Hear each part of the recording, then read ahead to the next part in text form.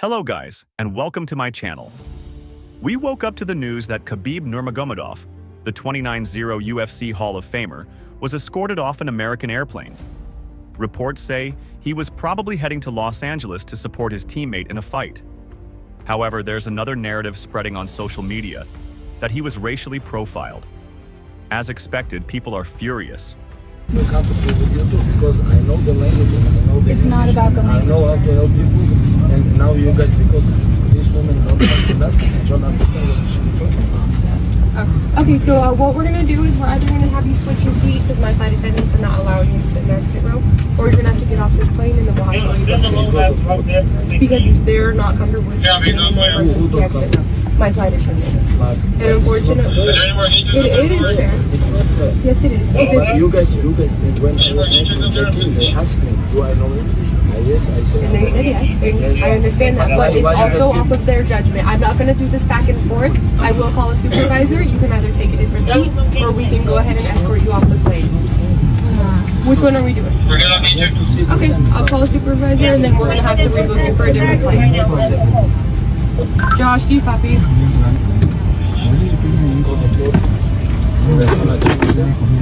Correct.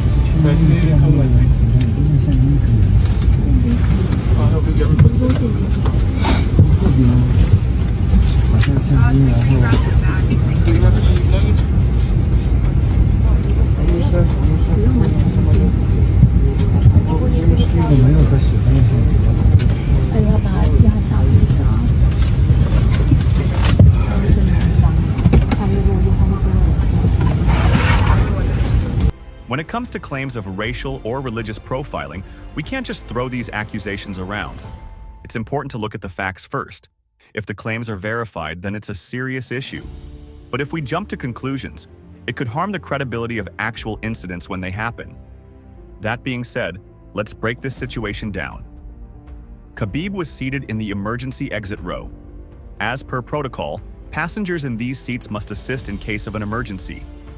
The flight crew asked Khabib if he understood the responsibilities, but it seems he didn't fully understand what was being said. This caused a misunderstanding that escalated into an argument. He was then given a choice: move to another seat or leave the plane. Naturally, this was confusing for him. He was probably thinking, I booked this seat, I'm sitting with my friends, why is this happening?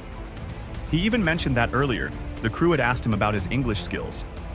It's understandable why he might feel frustrated.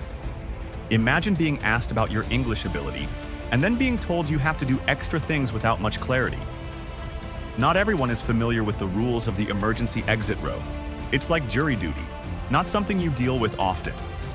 This whole situation highlights a big issue: communication.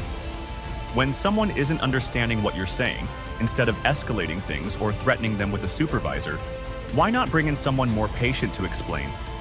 Not everyone on a plane speaks the same way or at the same level, and even if they do, confusion can still happen.